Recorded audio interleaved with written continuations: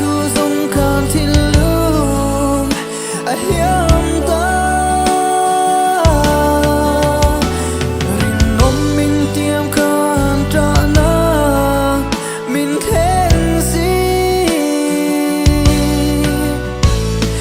itang ka thei ve to ka tlem lua em ni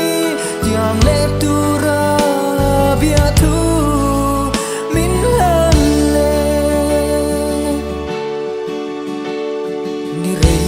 cham la kan zol kho puya chu tin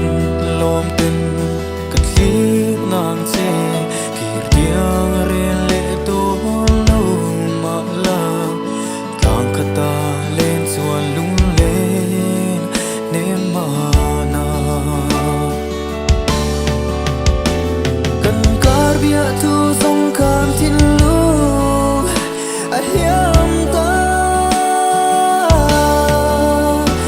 rin nom min tiam khan tra na min khen si itang ka thei ve to ka tlem lua em ni tiang le tu ra bia thu min lam le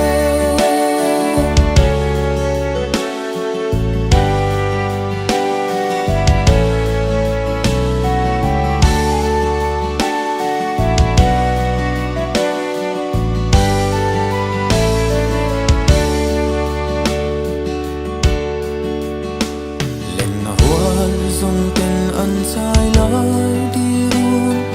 kai lim zai an vo za thin ke e ro chu nang ai wang yan zor thla pui en khi ka di zo thi kan kar bia thu zong khan thin lu a hiam ta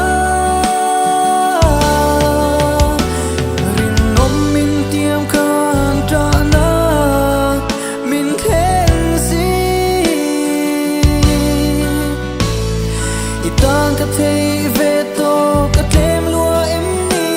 tiang le tu ra bia thu min lam le